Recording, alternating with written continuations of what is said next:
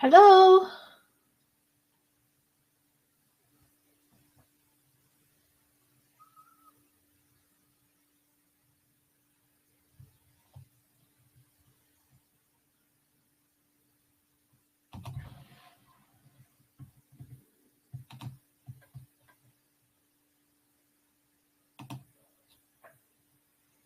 Hi, can people hear me?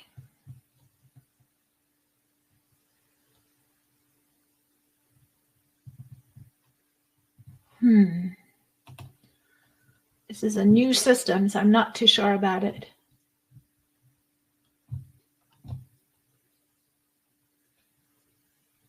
Okay, great, Carolyn. Thank you. All right. So I thought we'd start with first just looking at the overall view of the grant. And then I'm hoping that we have Amy and Alicia here who have been participants in the grant. So hopefully they'll be able to tell us more about their experience with it. But the new call for the Older Adults Home Modification Grant came out, and we were super excited to hear that because it wasn't sure that they were going to get new options available. Hey, Sue. Can you hear me? Yes, hey. And I can hear you. That's awesome. It kicked me out. I was just going to say it might have kicked everybody out, and then it made me do like a test and come back in. So you might want to hold on a second and make sure everybody came back in. Okay. All right. Thank you. Yeah, this is a new system and I'm not used to it. So we're kind of learning. I get it. Because I see me down there, and I know there were more people on here, but I don't know. You probably can see how many people are on. But it says there are 9 on, so let me... Okay, then you might be good. Hopefully people are in there. See, yeah, somebody else had to come back in too. Yes. This off then. Okay, I'm so sorry to everyone. Sheila, I'm glad you didn't get kicked out. People in North Carolina have had enough problems without having that.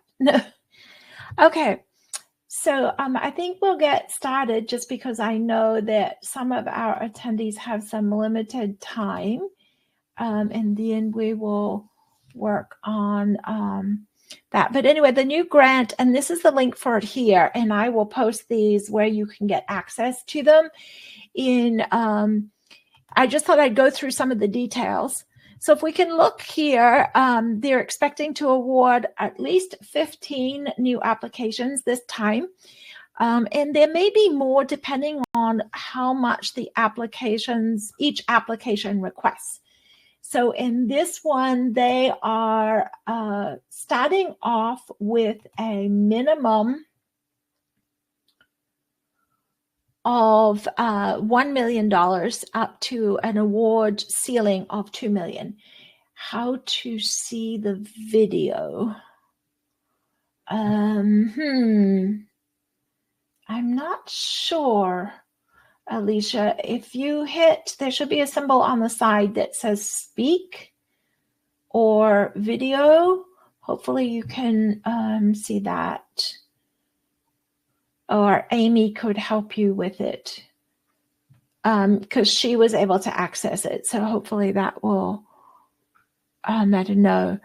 But so overall, the grants, each individual one is going to be a minimum of $1 million or a maximum of $2 million for a total of $30 million that they're looking at giving away altogether. Alicia, were you able to figure it out? And so we'll look into a little more details in the discussion, but the eligible people are state governments and then county governments, special district governments, city and township governments, public housing authorities or Indian housing authorities, and then nonprofits, and they can't be universities. with that piece. Well, I don't want you kicked out, Alicia, because you are, and Amy, I've got a lot to offer, but I hope that you can get in. And just make sure you gave that permission to access your camera and video, and up at the top, it may be asking for permission. So the goal of this grant is to be able to offer or assist experienced profits and those public housing authorities and stuff to look at making functional and home modifications, repairs to meet the needs of low-income seniors. And so that's what we will look at when we talk about that. And it really is looking at keeping people at home, improving their safety, reducing the fall risk, and improving their functional ability so that they can age in place. Basically, the goal is to keep people out of the nursing home, out of other assisted care facilities, and keep them in their homes as long as possible. So, and you can see here, the overall purpose is to assist experienced nonprofit organizations, state and local governments, and public housing authorities to undertake comprehensive programs that make safety and functional home modifications repairs. So note, there are some repairs in here, and renovations to meet the needs of low-income seniors. And again, it's really to kind of look at that barrier to keep seniors to be able to stay at home when they have limited access. And it's really to keep people off the Medicaid system in the nursing home. So looking at it, it's less expensive this way, people stay healthier longer, and people are wanting to age in place, as we all know. And the goal here with that is definitely wanting us to be able to assist with that so that they can stay there. Now, if we look at the model, it looks at low-cost, high-impact home modifications, and it lists this, and we'll go in more details as we get towards the end. This is just the overview, and then definitely Alicia and Amy will be able to tell us more about their experience with this, but also was at the Home Performance Conference, and we talked a lot about this. So looking at low cost as well, but remember the overall ability for them to provide that. We'll talk about the cost. Like the grant is for 1 million, but individual grantees, there's a maximum that can be given to them as well. So we'll talk about that as we go along. But I think the essential thing is here is the importance of the role of occupational therapists.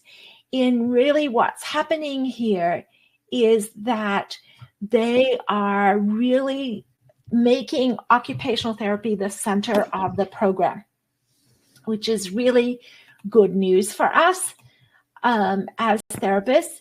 And so here the goal is that the OT is the expert here. They're the person that is going to make and oversee the decisions about this.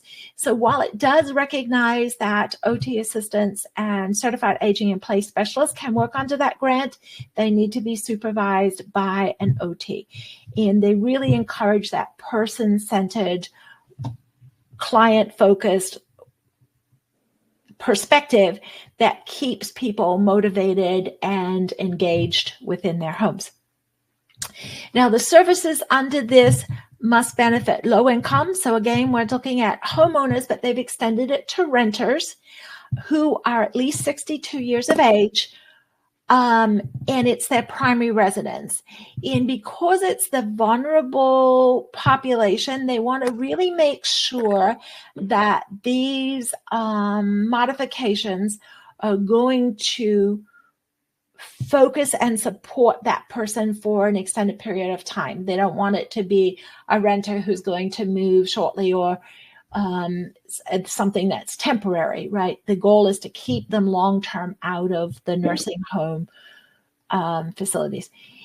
The issue comes up about maintenance versus modifications, and there'll be more discussion about that, and we can look at some of that a bit later. But when we look at some of the modifications here and the scope, we're looking at this grant has approved the average of $5,000 per home, right? And the prior approval is required from HUD for the onset of any work that goes over $5,000. And if the cost is expected to go above that, the approval is required prior to. And the good news is that that money doesn't include like any salaries that are involved in the OT assessment or any of the program administration. This is just purely on the repairs for those grantees. And it says here, it talks about the table in Appendix B. We'll look at those in a minute, but it must fall within the scope of those as well. But it's really to make tasks easier, reduce accidents, and lengthen the period of time that the person can live within their home environment. And so that's the overall goal, and that's where that $5,000 is to be spent. It's interesting because in conversations with Tanika, who is in charge of the program, she's talking about even using smaller adaptive equipment when we're talking about home modifications, not just architectural things that they're looking at here. They're looking at a whole range of adaptive equipment that's available.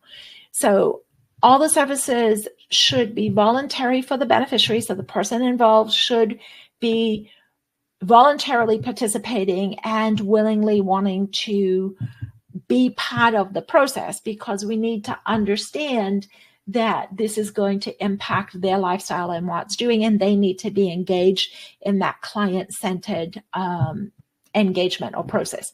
The home modifications are designed to improve safety, accessibility, functional abilities.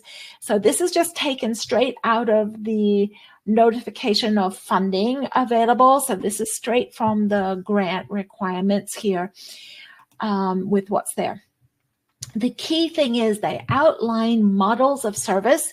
In the part that's thing here that's really key for us as therapists is the initial interview and in-home assessment is conducted by a licensed occupational therapist, or it does say a licensed occupational therapy assistant or certified aging in place specialist, but their work is overseen by an OT.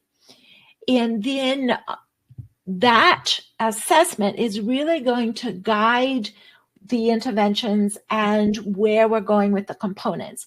And so what really they're wanting it to be is to be in person in the home and looking realistically not only at fall risk, but functional abilities and their ability to perform ADLs and IADLs, and looking at baseline evaluations. And they have the PD&R forms, which hopefully Alicia and Amy will tell us a little bit about. And talking with Caroline Sithon from Home for Life Design this morning, we were able to look at some of the evaluations that were being used, such as the Barthel and the TUG in the Berg, and some of those other evaluation pieces that contributed to some of the data that was needed. Then there's a scope of work or a work order that's put together.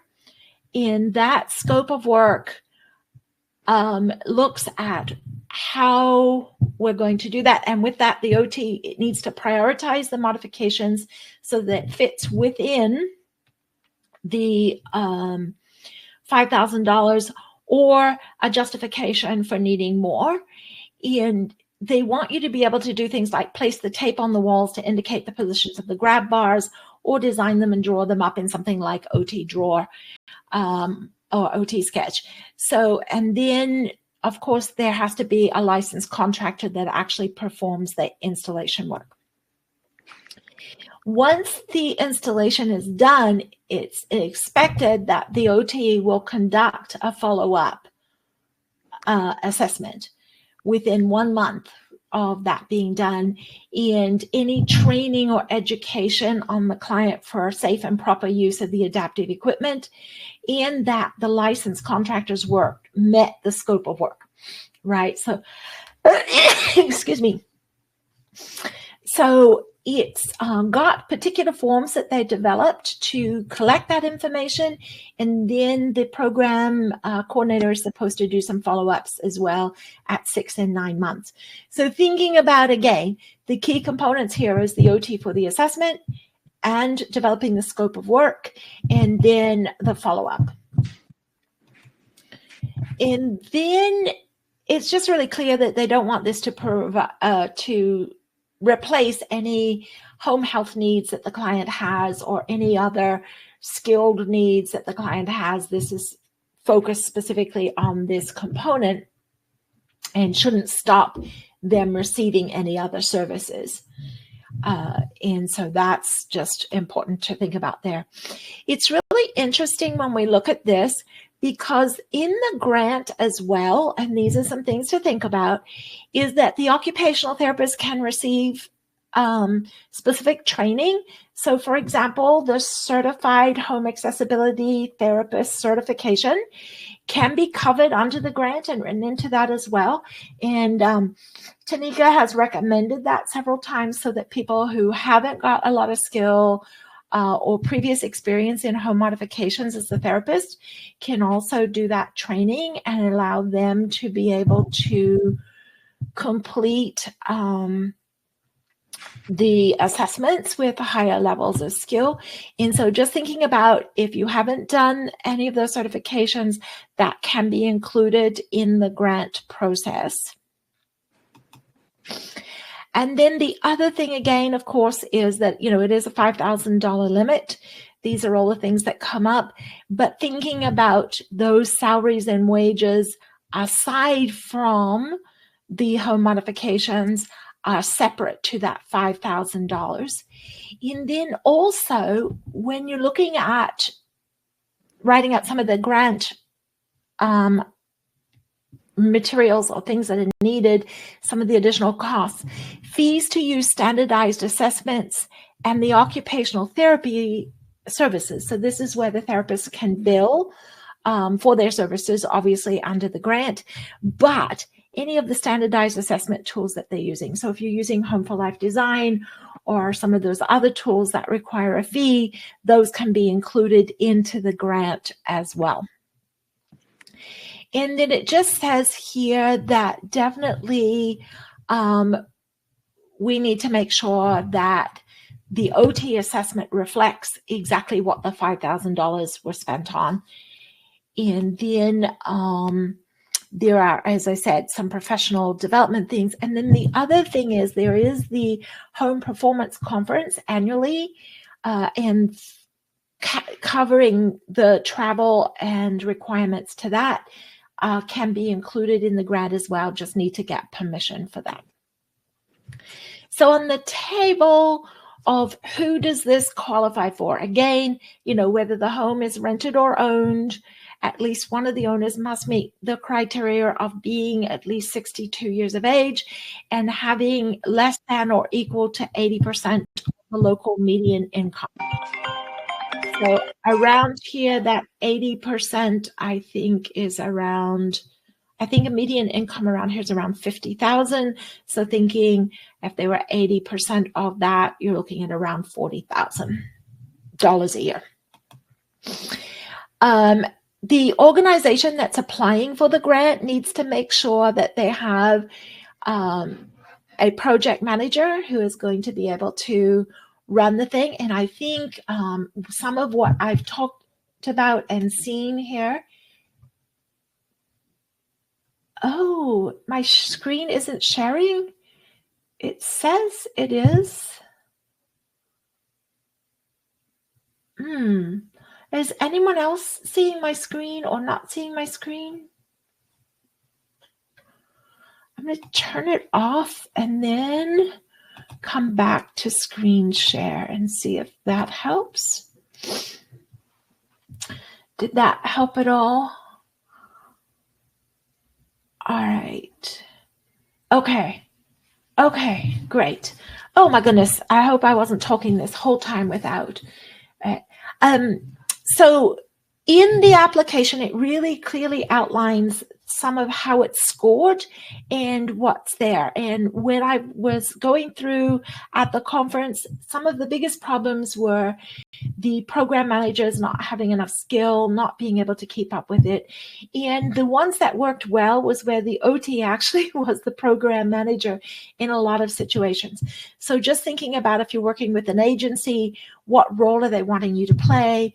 Would program manager be a good role? What does that look like? And that's the person that is obviously going to be able to keep the whole thing going, and then being able to keep everything moving on track after the assessments or following through, recruiting the clients, which becomes a big issue. And there's usually a lot of delayed start, and people don't realize that, that it's taking several months to get to where they're seeing their first client after the grant was awarded. Here's the interesting thing about the agency. So any of the organizations must have at least 3 years of relevant experience providing services to older adults and conducting home modifications. And so that needs to be included in the grant. And this is where the description of providing services to older adults is going to be important. And so either home care services that include an occupational therapist or home repairs and home maintenance in working with fair housing organizations. So those are some of the criteria for the organization that is going to be applying.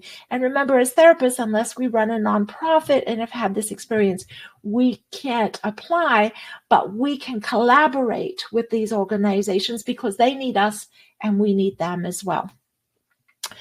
All right.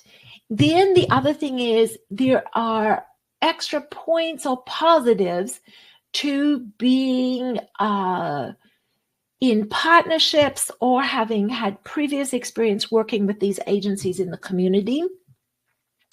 And there's a whole range here: senior services, area agency on aging, any of the local health authorities, health departments.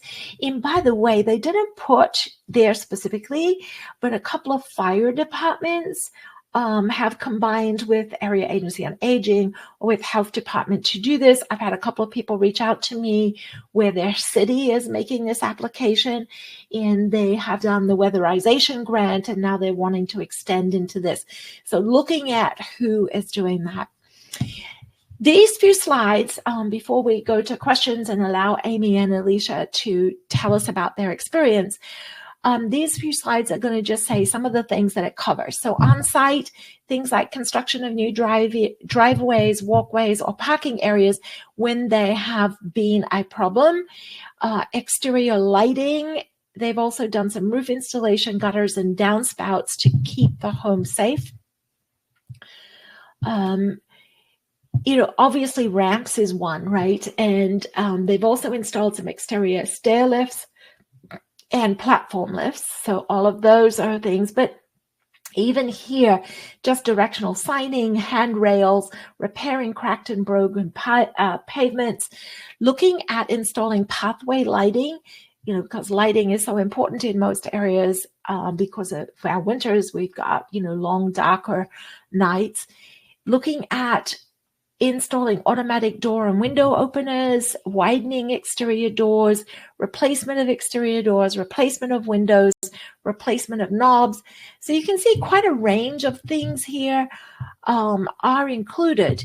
With windows and drapes, replacing hardware for drapes to make them easier to open, building a shelf to improve hand-free activities so that people can be engaged in an occupation or leisure activity or safety activity, and that their hands are free because there's a shelf or a space there while they're doing that.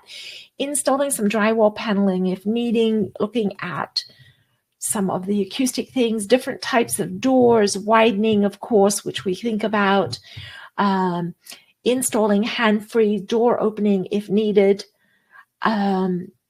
flooring, looking at transitions, making sure that we've not got uneven surfaces, repairing tile surfaces so they're not uneven and broken, repairing floors to remove all of those trip hazards that we've talked about, stripping floors, resealing them, installing linoleum or vinyl where we've got it already being broken.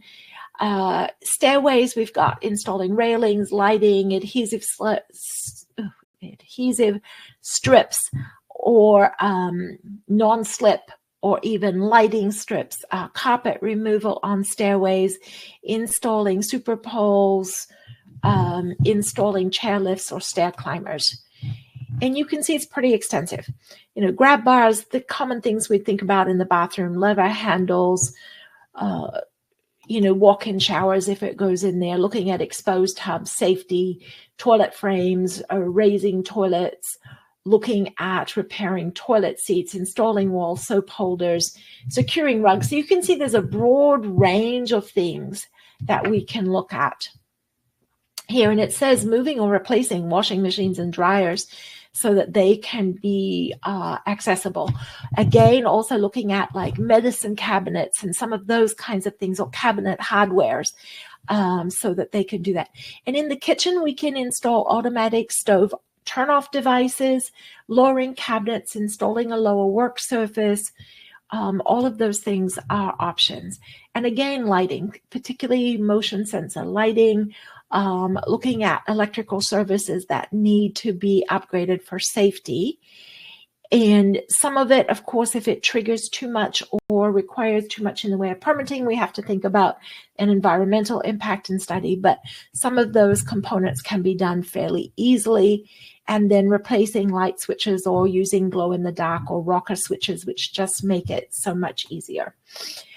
And then security, installing, making sure like the smoke detectors, the fire detectors, the carbon monoxide detectors, doorbells, checking for mold, looking at water thermostats on hot water systems. All of those things are really important to keep in mind.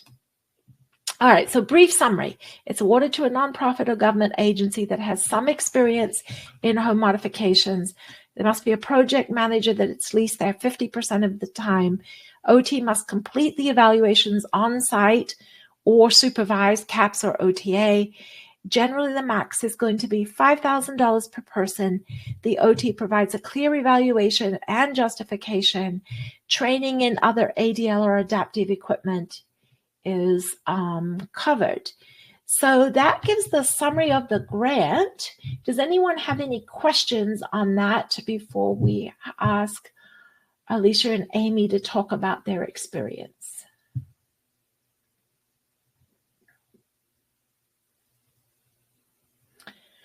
It's definitely a great opportunity for therapists because it puts them up there front and center. All right. So, Amy, are you there?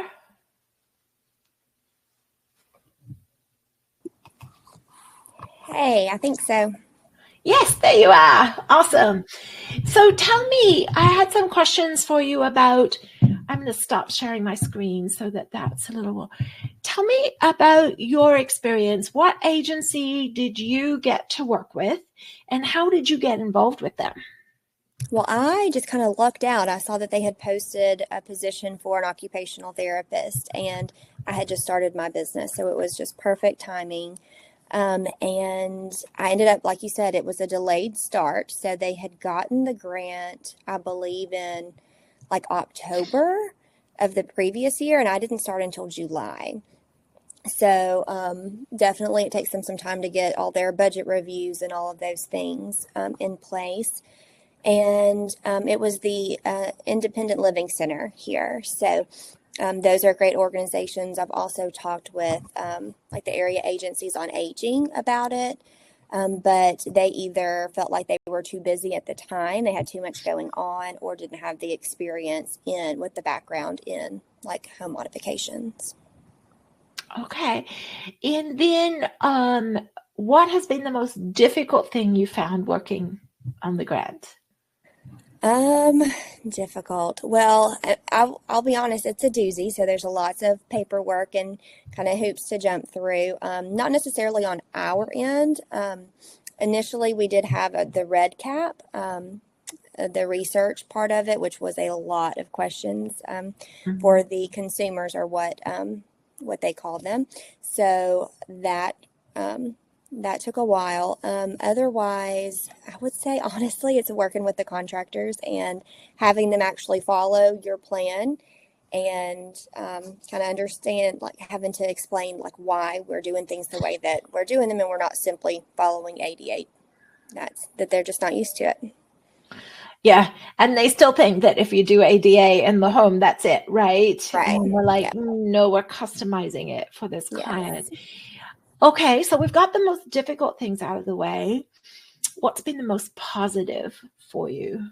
It is a wonderful program. There's so many times, I mean, most of the people that come or that I had the opportunity to work with, they applied for the program because they wanted help in their home. A lot of these places, I mean, they haven't been kept up. They have holes in the floor. They have toilets that are literally falling through the floor. A lot of things that are beyond the scope of this program. But we were able to connect them with other organizations that were able to help with those things. And so many times they would say, like, wow, I had no idea that I needed this, or I didn't know this existed, or just having an OT come in and see how they're doing their daily activities and getting around and just making those recommendations just made such a big difference in their lives, and they didn't even know they needed it. So my next question for you is, what was the surprising thing that you got to recommend for a client, or the thing that you didn't think about, or something that stood out and made a big difference? I don't know, but I've loved like the bath lifts, getting some people some of those. I know this one lady, she had a terrible back pain and wasn't able to get up and down from the tub anymore, and we did that, and she's like, you have changed my life. Like, I can get in the bathtub and soak now, and it's helped with my pain. And so that was a big one. I can't think of anything else surprising. It's interesting because even at a conference we were talking about even just the little small things that make a difference. Yeah. Magnifiers, lighted magnifiers, even just what we consider the typical hip kit that people didn't have access to. I will say, like, the most common thing that I've recommended is push lights. I don't know anyone who couldn't use some push lights under your cabinets or in the pantry. Everybody has loved those. We've got a lot of use out of those. Good. So then what advice would you have for other OTs who are thinking about collaborating with someone on the grant? Just let them know that it's out there, and that you'll help with writing the grant, the OT portion.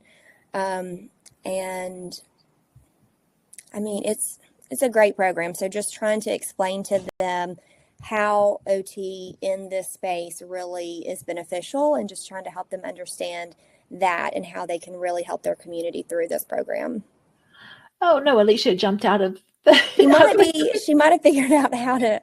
I think that when I hit request, I was trying to say, yes, I can hear you. So I requested to speak earlier, and then I think that's what initiated kicking me out. So maybe she's done that now. Oh, yeah. And interestingly, because it puts OT front and center in the grant, right? Yep. How helpful was my training program for the stuff for what you're doing? Oh, huge.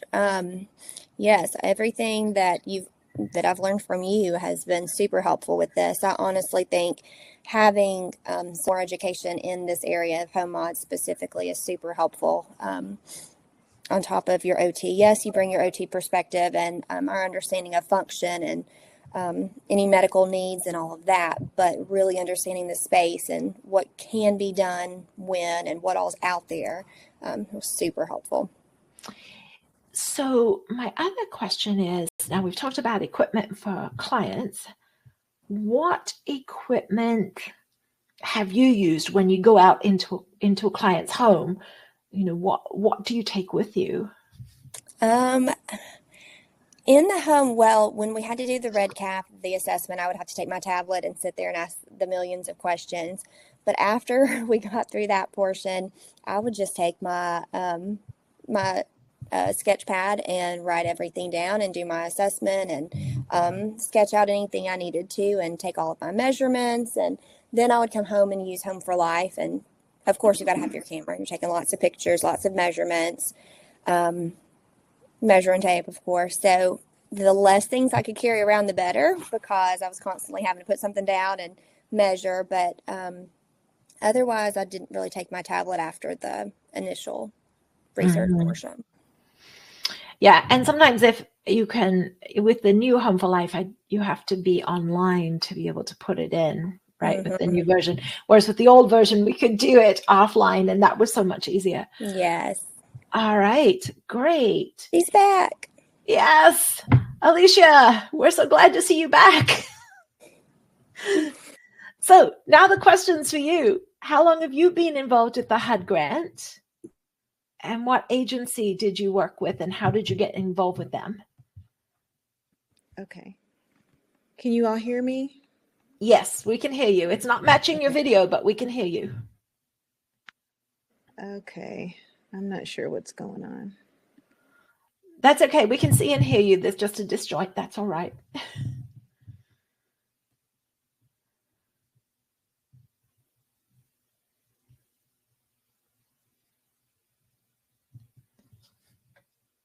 Okay. Oops. She'll be back. So yes, the laser measure is my favorite in that, Amy. That would be helpful. Now, I will say we had a contractor that went around with me. So that was helpful. He was able to help with a lot of things, and he did some of the measurements and stuff, especially if we were going to end up doing a ramp. He was a ramp guy. That was his thing. So he would do those measurements for the most part. But honestly, at the same time, that kind of hindered the actual OT assessment part of things. There were quite a few times where I'd be like, why don't you step out and take a look at the entryway while we get down to the nitty gritty stuff here. So pros and cons there. Yeah, I could see that. It's like, I want this first visit by myself first, then I'll come back with you, right? Exactly. So thinking about potentially when you're writing the grant up and how many visits, what that looks like in it. Alicia, you're back. Okay. Again, I apologize. I'm not sure what's going on with my my internet.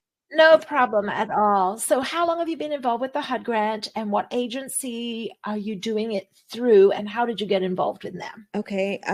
I started I started July of last year, 2023. Can you all hear me? Yes. Okay. Can you see me? Yes. Okay. Started July of 2023. I wasn't the initial occupational therapist that started. Apparently the OT that they had just went MIA on them. She had done maybe about 10 or 12 assessments, and then she just disappeared on them. So at that time I was trying to get in contact with or get into Shelby County. I live in Memphis, or right outside of Memphis, Tennessee, and was trying to get established with Shelby County government for their aging commission program. So that's how I got connected to do this, because the company, or the organization that I am an independent contractor through, is Green Healthy Homes. They are based out of Maryland, I think, but they have different organizations or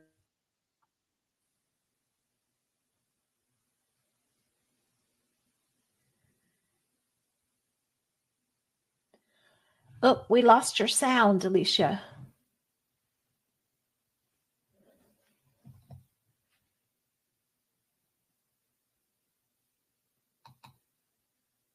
Try turning it back on again. Okay, can you hear me now? Yes, ma'am. Okay, what was the last thing you heard me say? I'm sorry. So that you worked for Green Healthy Home. Mm-hmm. Yes. And they're out of Baltimore. There was a different subsidiary or something. Mm-hmm. They're out of Baltimore, and they work with Shelby County government here. So the satellite office that they have here in West Tennessee is through Shelby County Rehab, Housing and Rehab. And that's how they found me, because I was getting into the Shelby County Aging Commission. Okay. And then I did my first eval June, July of last year. And I'm still, even though the grant is closed, I'm still doing like the final follow-up visits for that grant. Okay. Mhm. So, yeah. So, what was the most difficult part for you in working with this grant? What was the thing that was the hardest? I would say the same thing as Amy did, working with the contractors. The what they did here is they contracted with Memphis Habitat for Humanity to do the actual work, and they do their own. It's big here in Memphis. They're their own everything. But it was really difficult working with. They were nice, but it was difficult working with them. Same thing. I had to educate, a lot, explain why I'm recommending this versus that. One thing I do know that I'll have to do going forward, even as far as like making sure I put the measurements, the exact measurements of where I want the grab bars to be. I mean, I have to be, specific as that, because I would go back and the grab bars are way up here. It didn't make any sense. But Yeah. just being more, and I talked with the program manager about this. The grant that I had 3 visits, me doing the first initial one, going out with the team, the program manager, the contractors, and myself to the home. The scope of work is developed, and then I go back, for the final one. I had to actually start requesting to see the scopes of work later, because everything that I was saying in the initial one wasn't getting put on there. So I'd go out and do the assessment, and they're missing grab bars, or they're missing a handrail, or something, pretty important. So, Yeah, it was interesting because I think the new grant has said more that the OT needs to be involved in the scope of work. yes. Mm-hmm. And I think that's so key. And then being really specific. And that's where the new program that I'm working with, which is OT Drawer, I think it is, where we can actually overlay on the pictures really easily the measurements and the heights and all of those things would obviously be helpful. So thinking about for anyone that's looking at that grant, potentially not only Home for Life design, but maybe something like OT Drawer to get added into the costing that they're covering. Okay. Yeah, because contractors don't really know what we do, and they're so used to, and particularly for like Habitat for Humanity, that's so used to doing their own thing, right? And Yes. they're not used to us being there. So one of the keys I'm hearing is us getting out and already being engaged with those agencies before we're needing this grant or get awarded this grant, so they're aware of some of our roles and the value that we have to play. What was the most positive things for you? The clients or the consumers, one, a lot of them really didn't know what occupational therapy was, but just being able to promote our profession, for one. We did a lot of hip kits and shower benches and, a lot of different things, and they were so appreciative of that. Of course, they loved the actual work done to the home, but oftentimes they would get excited about the supplies that we would bring, in addition to that. And I think one of the biggest rewarding pieces of equipment or things that I saw was we were able to get a bidet after attending that conference. Yes, where we were in Minneapolis. Yes, I never recommended a bidet. I didn't even know that was a covered thing, but apparently it is. And we did one for a client, because she actually had the electrical in her bathroom. Yes. And she absolutely loved it.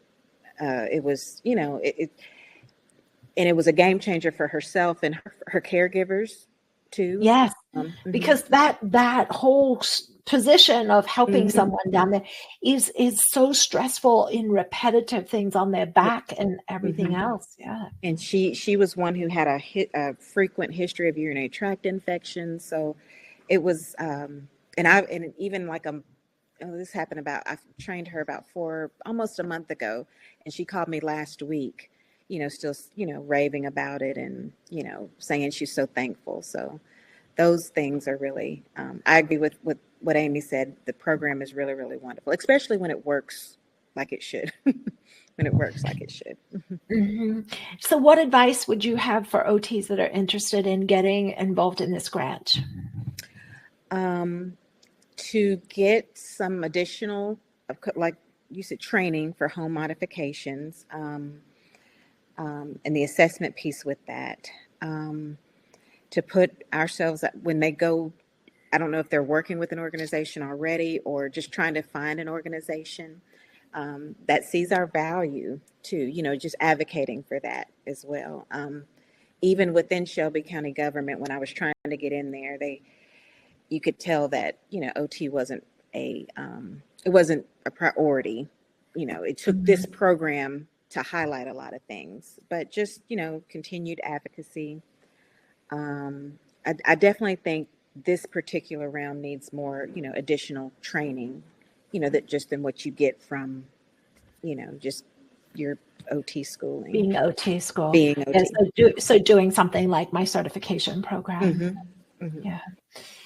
It was interesting, actually, at the HUD conference with the few people that were either program managers or other grantee options, but not therapists, that came to our track of information, and them saying, "I never realized OT did this." And starting to talk about becoming really good advocates for OT, and we're just like, if only, if only they knew.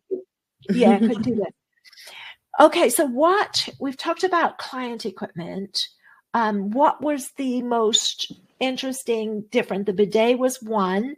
What were some of the other things that you recommended that were even smaller that made big differences or bigger? Several bath lifts, as Amy mentioned. We did a few of those. Even, of course, hip kits, reachers. Our program, I think this came along before me, but they were just kind of pretty much doing like walkers and things like that. They do pretty much everybody, if they need, and all of them needed one, would get rollators. Let's see.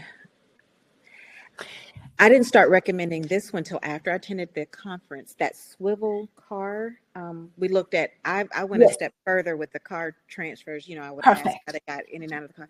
That swivel car seat thing. The car seat piece that went on the cushion. That swivel. That was wonderful. I recommended several of those, and they were like, "That's makes it so much easier." Better than the trash bag. Yes, better than the trash bag. Oh, and the lighting. Another issue that I had with, and it comes with the contractors, the equipment piece, they didn't put together, and I think that was more of the program manager's decision. So because I came in, the mid of it, my contract only said evaluation, assessment, but of course there's equipment assembly. And I did some things, but these bigger things, like for whatever reason, she said, standard walker, rollator, some bigger items, she had someone else do that. I would recommend another interesting piece of equipment that a lot of people liked was the motion censored lighting, like strips. Yeah, they loved that motion censored LED lighting strips. But when I would recommend the outside lighting for whatever reason, she would order it, but she would order these, the program manager, these things you stick in the ground. Oh, like solar lights? Yeah. And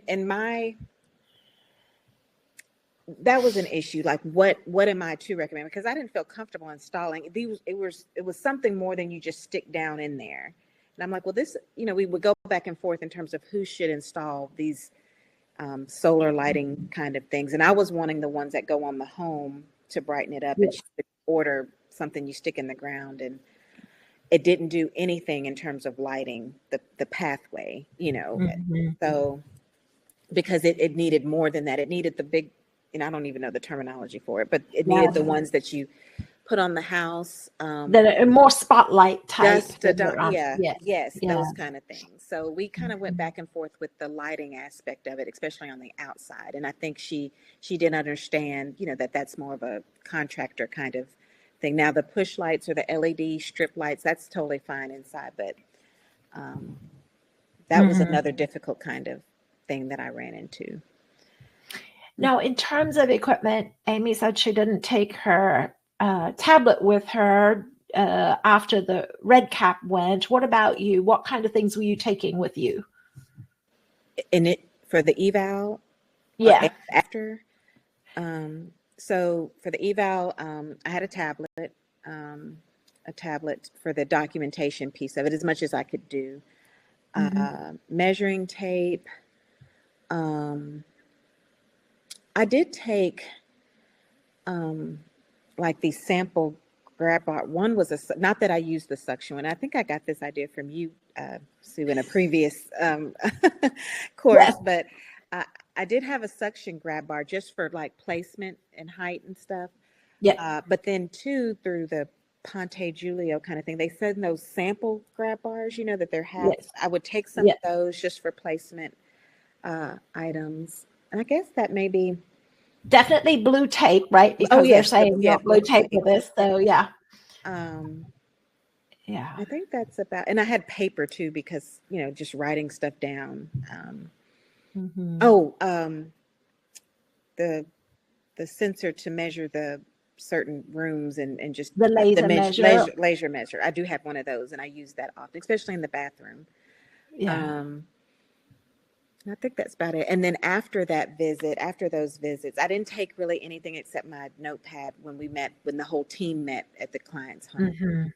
And the follow-up, just my tablet, and, I had the stuff in the, their equipment in the car. So, and I think it's really important that we really have a more active role in that scope of work. Because and really specific, right? You really have to be specific. I think that's what I'm hearing from both of you. You had to be very specific about what was in that. I learned that lesson too when things didn't get put in the right place. All right. For those who are listening, do you have any questions for Amy, Alicia? Hey, Sue. I will say I did the blue tape, and sometimes the contractor will take up your tape and still put it wherever he wants it. But also a stud binder, especially for like the drop down grab bars, stud binder. I had that with me too. Yeah. Okay, good. Does anyone have any questions? I'm not seeing anything in the chat that I'm missing or somebody wanting to ask. Anything? Somebody might be typing something up, so I'll give them another minute. But I was going to say, too, I think obviously Alicia and I had different, with you coming in later, I had kind of longer to work out all the kinks. So I started out kind of as a lower role and ended up taking on more responsibility. So I did end up doing the scope of work. And when the contractor would come in and be over budget or something, I would be the one that would have to determine what we would cut or what we would change, and had more of that communication project management piece, which I think was huge. Like you were saying, Sue, how when it did have an OT more involved, it seemed to be better. So I definitely think that's part of why ours did end up going so well, which we had a great team too. We worked together really well. But definitely that scope of work is huge. And I think that's why you're seeing more of that written into this new grant thing, where the OT needs to be engaged in that scope of work and piece there. For those of us who are not already connected with an agency, what would you say is the best way to advocate for ourselves?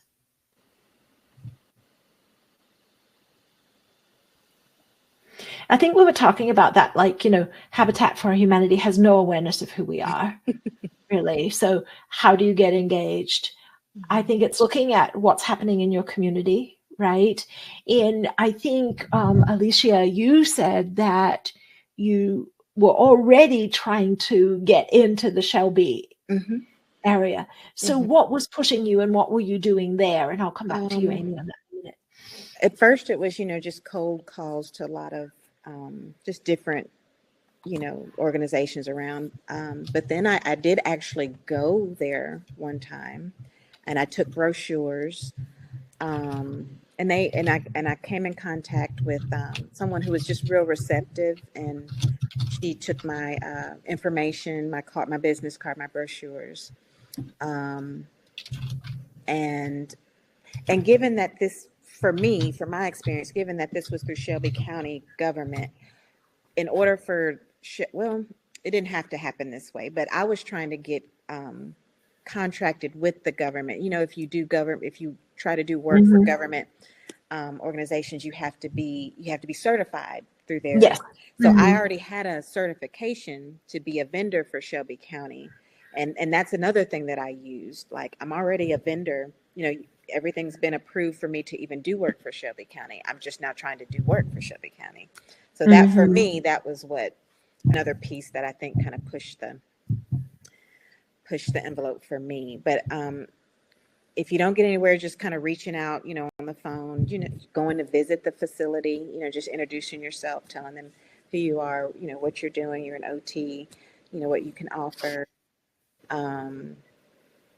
And just even for those organizations that you may think are wanting to do something like this, ask if they're aware of the grant, and if they're looking, because this grant requires an OT, that's how you can, facilitate your services, because this particular grant requires an occupational therapist.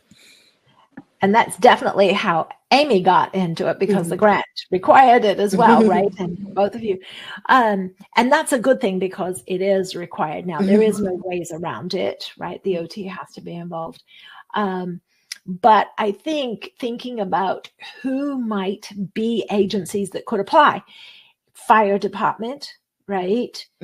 So housing, any of the local housing authorities, housing commissions, housing weatherization programs, and those kinds of agencies, because they, where they've had a HUD city block grant before, or a HUD weatherization grant before, you can look at those. Any of the community agencies that have, and I know a couple of people reached out to me, they have city that are looking at it, or they have, also, Habitat for Humanity, Rebuilding Together, those kinds of things. So start asking who's around that might be interested, because even if you don't apply this round, there will be another round. And so getting those relationships in place now and starting to talk about those would allow you to be able to build on it the next time around. Any other recommendations or things to say? I think it's a great way to advocate for OT and get us out there. I wanted to add another issue that I had with the contractors to, I don't know how it is, with Amy, some of the homes that you saw, but in, Memphis, Shelby County area, a lot of the people that apply, of course, it's low income, seniors. So, but one other good thing too that I felt was a plus for OT, and that I've really had to, struggle with the contractors, were they need these safety things in their homes, like the grab, particularly when it comes to the grab bars or anything done to their home, or even the handles, door handles or faucet. But they wanted to also, there's an aesthetic component to it, and they also want it to look nice, or I know it can't be top of the line, yes, but if they already have a color palette in their room, or it's still okay, to recommend certain things that are aesthetically pleasing to their home, that are safety things. Initially, when I started, Habitat was like, no, these are the things that we use, and these are the things that we only use. But after that conference, that home performance conference, it's in there somewhere that says, if it can be used and it's approved, it can be, you can, even if it's a little high, just a little higher dollar amount, it could be, you can use that. So this one woman she had bronze and browns in her bathroom, and she wanted her grab bar to not be this regular stainless steel. And we were going back and forth with me, like, why can't she have a bronze, grab bar? But the way that it came about was, and the program manager had to step in and say, look, this is under this grant, we can give her this. It just doesn't have to be any and every, just the things that Habitat approves to use. But anyway, I just had to advocate even further because, it is important to, a lot of them are want to know, can I get, if it's in reason, if they can get things that are safe and that go, with whatever they got going on in the home. So after that conference and the program manager stepped in, they're more open to, picking certain things that, well, and your program manager was at the conference. Right. Which made a difference. And the other thing to think about it is the rationale for why, for colored things, we want contrast. We don't want glare. And so we're thinking about, okay, if you're putting stainless steel in here, how much of a contrast is it in reality? How much glare is it generating in reality? And so then there's a good rationale for alternatives, right, as well. So thinking beyond that, so it doesn't look like a hospital. Right. Habitat is very stuck in their ways, at least in my area. But so, well, and I think they've been doing this for a while, and they've limited their budget and some other things to be able to extend the services that they're doing. So then thinking about, I now have a different funding source. I now have this different agency. How is that looking? And how are we doing that? So, yeah, definitely. Just make sure I haven't missed any questions. Hopefully this was helpful for people. I apologize. Yes. I will say I've had some success with our Habitat here. We worked with them. Our grant covered 20 counties. So we had to have contractors all over the place. Oh, wow. And Habitat was one of the groups that we would work with. And through working together, they did learn kind of what OT is. And I've been contacted a few times since to do home assessments for their clients who they're building a home for.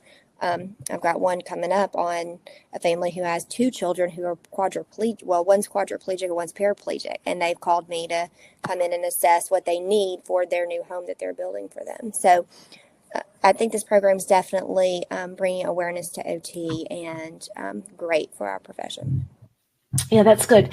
Geraldine was saying their Habitat there is only interested in new builds, not in the home mod section. And in a lot of places, that's the case. So then looking around and seeing who else is there. And I have a community agency here in my area that is operated by a nonprofit, by a church that has had a ramp building program in place now for several years. And so they would be eligible for this grant if they wanted to expand their program that way. So thinking, are there other nonprofit agencies in your area? Mine's called Love Inc. And I think there are a couple of other places around the country where that occurs. But thinking about just reaching broader, are there other nonprofits that we think of?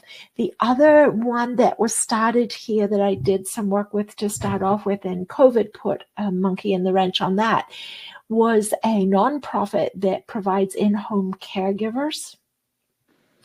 But they were finding they needed these things, and they started a program that they were raising funds to then be able to fix some of their clients' homes because they had the same issues. Their carers were falling through holes in the floor, and they were seeing people trip over, poor transitions, linoleum that's worn out, bathrooms where the toilet was constantly leaking or the faucets were leaking. And so wanting to get that done. So thinking out of the box of other agencies that we can start working with and reaching out to in, even if we use a GoFundMe or something to raise a small amount of money first just to get some experience with that agency doing this, or, a fund drive or whatever, so that it's very small, then they're going to be eligible for the next round of, grants very soon, if we can do that. That's exactly who we are approaching. There are a couple of faith-based organizations that offer ramp bills, and they've expressed interest. Geraldine, that's perfect because they've got experience. They're used to doing this. Then thinking about in this situation, you could potentially be the program manager and the OT or working with them on splitting that up. But that is definitely the way to look at going. And those community-based organizations work best within their communities. So Sue, I have a quick question. You mentioned in your presentation that the grant could offer, of course, the OT doing the eval and the home mod piece, but then if there were needing to be more OT visits or services, that the grant could offer that? Would that the grant, you could put in a budget for the OT to provide? Yes, they services. said for training for the equipment use. So not just coming back that one time, but more additional training and pieces like that. Not actually OT, not therapy beyond what's for the grant. Therapy beyond that. I got piece. you. Okay. Yeah. Okay. So, and in this grant, NOFA, the notice of a funding offer, there is that big table that I did show at the end that lists all the possible things that could be covered. So those are definitely going to be helpful to look at. And then when you're working with the agency that's applying for funding, thinking about all of the nuances that could come up. And you've just decided, well, if we're looking at exterior lighting, who's deciding if it's going to be installed into the electrical grid, piece, or are we looking at solar stick in the ground lighting? And what are the rationales for both of those? Thinking about the longevity, the actual lumens lightness from it that is needed. And that's one app you can easily put on your phone. We talk about that in the certification course, to actual measure real lighting levels, to look at that. So that's one thing to think about in terms of task lighting and then general ambient lighting within the home, because often these homes aren't well lit. And we're then looking at those challenges for them as well. Okay, I have another message here. Would a public service agency that is not nonprofit? Yes.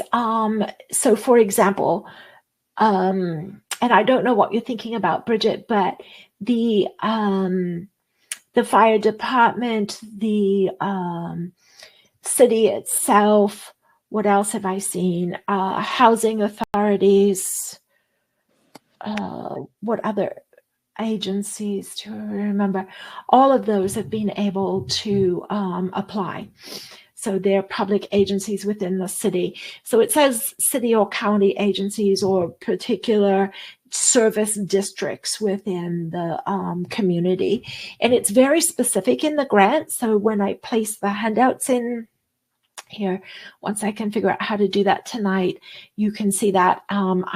If I can't get it to go, I will email you all a link to this call for funding, so that you can actually go in and look, because it's very specific about who's there.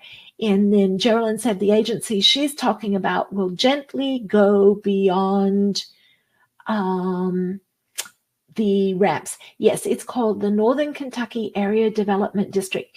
Yes, I am pretty sure they would qualify, because they did say some service districts and development districts would be in that. And I know, Amy, I think your grant was 20 counties?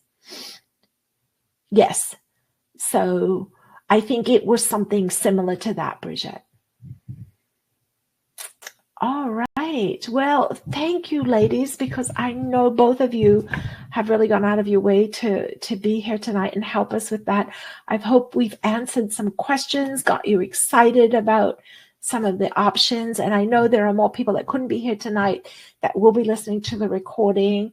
So again, I really want to thank everyone for attending and Amy and Alicia for particularly helping us with understanding their experience. Thank you. Thanks for asking.